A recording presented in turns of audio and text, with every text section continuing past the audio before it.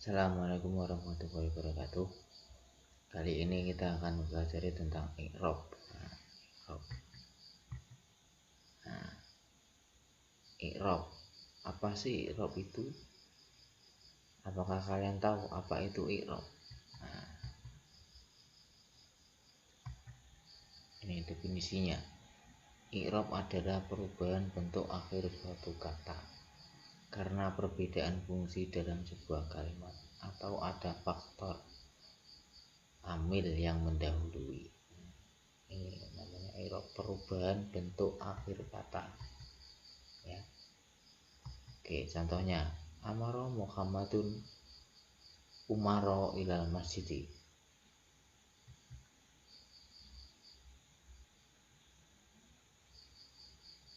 Muhammad memerintahkan Umar ke masjid. Oke, sekarang kita lihat contoh di atas ya. Ini kata Muhammad pada huruf yang paling akhir, huruf dalnya ini berharokat dhammah. Nah, ini dun, Muhammadun. Kemudian kata Umaro, huruf akhirnya ro, berharokat fathah, ro. Dan pada kata al-masjidi, huruf akhirnya huruf dal ini berharokat kasroh. Nah, inilah yang disebut dengan i'rab, perubahan sakal akhir kata. Jadi, ini ada dun, ada ro, ada di. Nah, ini ya, ada dhammah, fathah, sama kasroh perubahannya. Kapan dia di dhammah, kapan dia di fathah, kapan dia di kasroh. Nah, pertanyaannya seperti itu. Nah, perubahannya ini namanya adalah i'rab.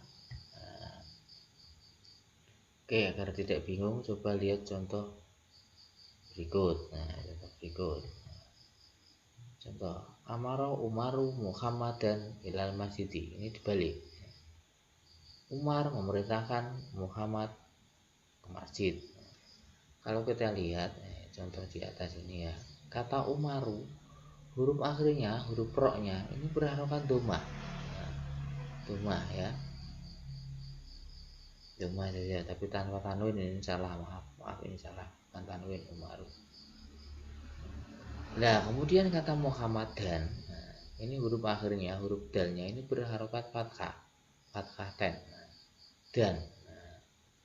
Nah, kemudian kata masjid, al-masjidi, huruf akhirnya dalnya berharokat kasroh. Gimana? Dong, nggak bingung lagi kan? Nah, bahasa Arab itu mudah kok. Nah, nggak percaya, kalau nggak percaya silahkan dipelajari sendiri. Ya. Nah, belajar terus, ya, akan mudah. Ya. Nah, pasti kalian bertanya-tanya. Lah, kata Muhammad pada contoh pertama berharokat dhammah, sedang pada contoh yang kedua berharokat fathah. Nah, sebaliknya kata Umar pada contoh pertama berharokat fathah, sedangkan pada contoh yang kedua berharokat dhammah. Itulah yang disebut dengan perbedaan fungsi kalimat. Kalau kata Muhammad pada contoh yang pertama sebagai fa'il atau subjek, sedangkan kata Muhammad pada contoh yang kedua berfungsi sebagai maf'ul atau objek. Sebaliknya, kata Umar pada contoh yang pertama sebagai maf'ul bih atau objek. Dan kata Umar yang kedua berfungsi sebagai fa'il atau subjek. Maka harokatnya berbeda. Kalau fa'il berharokat dhammah dan maf'ul bih objek berharokat fathah. Nah, itu ya, harokat fathah.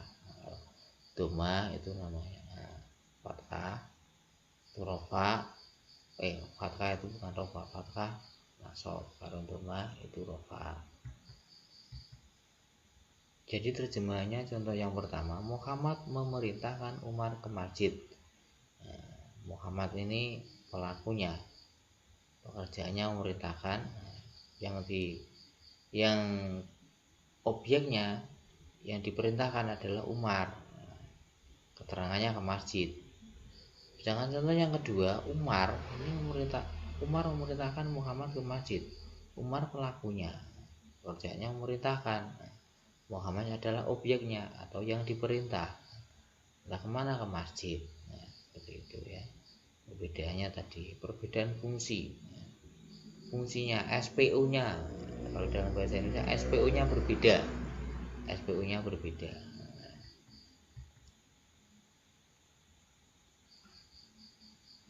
Oke, kalau tadi kita bicara tentang i'rab itu apa dan bagaimana. Sekarang kita membahas macam-macam i'rab.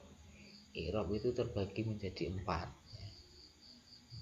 Pertama, i'rab rofa dengan tanda asalnya berupa dhamma. Kalau dhamma itu identik dengan rofa, ya, berarti rofa. Namun dalam bahasa Arab tidak semua yang beri'rab rofa, tidak semua kata yang beri'rab rofa itu bisa ditandai dengan dhamma. Oleh karena itu dhamma mempunyai pembantu berupa wawu, alif, wawu dan alif. Wawu, alif dan nun. Nah, ini ada 3 wawu, alif dan nun. Rofa. Yang kedua adalah i'rab nasab. I'rab nasab tanda asalnya berupa fathah, tanda aslinya. Tanda asal ini fathah. Kalau fathah berarti identik dengan nasab, itu saja agar mempermudah ya. Seperti halnya rofa, tidak semua kata yang beri'rab nasab itu bisa ditandai dengan fathah. Maka i'rab nasab pun mempunyai pembantu tandanya, yaitu alif, kasroh, ya, fathah, dan membuang nun. Nah, ini ada tandanya.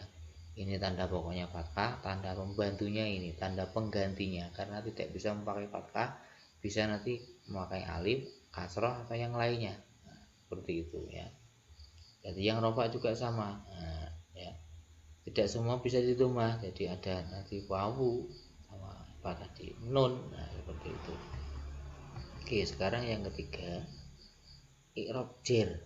Tanda asal i'rab jer adalah kasroh. Nah, ini kalau kasroh berarti jer. Nah, identik dengan jer. Nah, namun sama kayak tadi rofa dan nasab tadi, tidak semua kata yang beri'rab jer itu bisa ditandai dengan kasroh.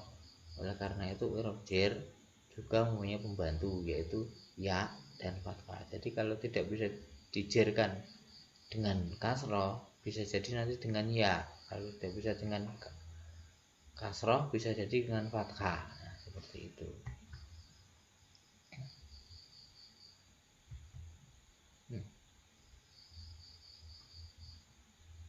Keempat, i'rab jazm. Tanda asal i'rab jazm adalah sukun. Nah, akan tetapi tidak semua kata yang beri'rab jazm dapat ditandai dengan sukun.